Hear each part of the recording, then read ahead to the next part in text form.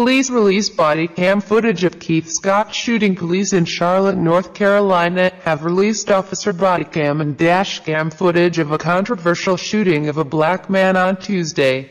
They also released pictures of a handgun and marijuana that police say Keith Lamont Scott possessed. Calls for the footage to be released increased in the 4 days since Mr. Scott was shot, and comes after the release of footage shot by his wife. The family of Mr. Scott says he was carrying a book and not a gun. Charlotte Police Chief Kerr Putney told reporters the victim was absolutely in possession of a handgun. The dashcam footage released on Saturday shows Mr. Scott getting out of his car and walking backwards with his hands down. It is unclear if there is anything in his hands. 4 shots are heard and he falls to the ground. The bodycam footage shows Mr. Scott outside his car with his hands down but does not show the moment of the shooting. The BBC's Laura Bicker in Washington, who has seen the video, says it does not clear up the key question of whether Mr. Scott had a gun or if he pointed a gun at police. The lawyer for Mr. Scott's family, Justin Bamberg, told reporters that the latest footage only raised more questions about the incident. He said the video did not show a gun in Mr. Scott's hand.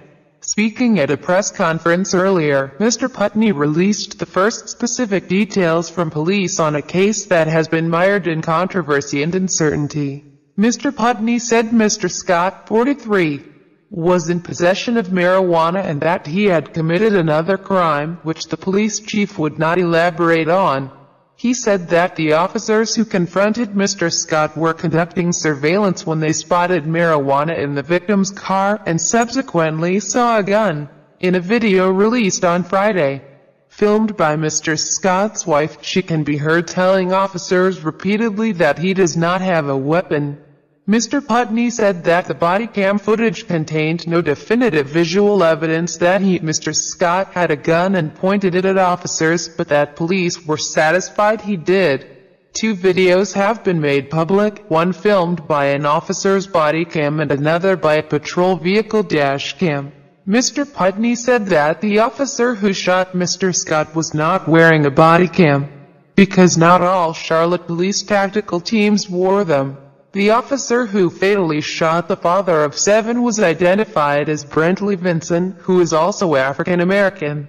Quizzed about claims that police were not at the location because of Mr. Scott and encountered him randomly, Putney said they were intentionally detaining this man. It was to take this man off the streets. He said that police would release DNA evidence as well as the footage. Asked whether any officers would be charged, he said, "No officers are being charged by me at this point, but there is another investigation underway. The shooting is being investigated by the Federal Bureau of Investigation."